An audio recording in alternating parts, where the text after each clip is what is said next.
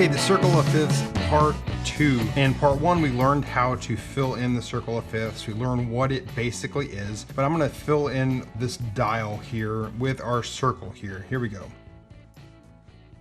So here's our dial, here's our fifths, and this is again just simply going up a fifth, C to G is a fifth, G to D is a fifth, fifth, fifth, fifth, fifth.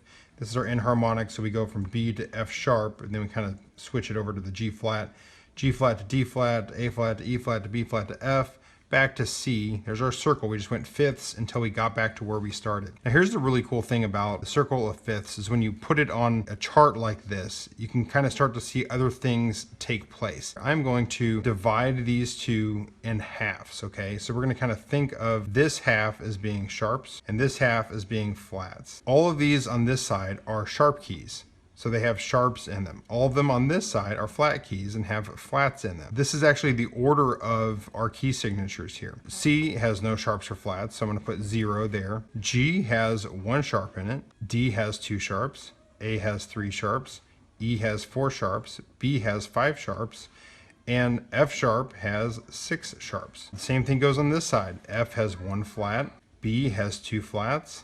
E has 3 flats. A has 4 flats, D has 5 flats, and then G flat has 6 flats. Again, pretty simple. That's pretty amazing that it just kind of fits like this. Now, I don't necessarily recommend you write out this whole chart if you're trying to figure out how many sharps E has, but if you just know your fifths, you can automatically know exactly how many sharps are in a key. You can kind of memorize an acronym on here. In one of my other videos where we talked about the order of sharps and the order of flats, these actually apply to this as well.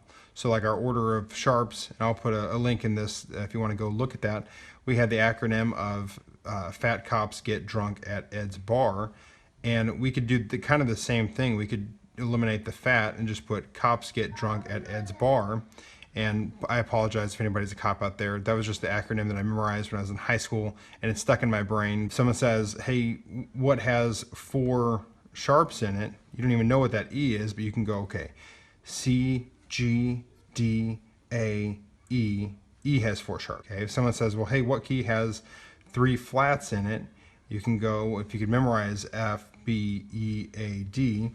So, and again, this is like F, and then the word bead, B-E-A-D. You could go, okay, F, B, E, E flat has 3 sharps.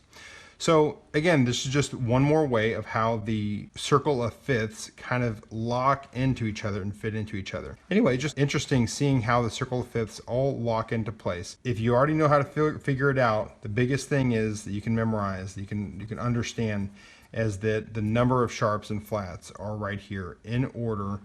This side's just like a clock, and then this side is like a backwards clock there. So anyway, there's the circle of fifths part 2. And one more little aspect to it that you can get to know. Hey, well, hopefully that was helpful to you. Hey, if this is your first time watching one of my videos, if you liked it, please subscribe. I got music theory lessons coming on every Thursday on Music Theory Thursdays, and also my Monday morning vlog for musicians. Also, hit that like button if you like this video, hit the don't like button if you didn't like it, and if you have a music theory question that you need answered, please post it in the comments below, and I will make a video just for you. Kennis Russell out. Hopefully you enjoyed this lesson in Music Theory Thursdays. I will check you in another video.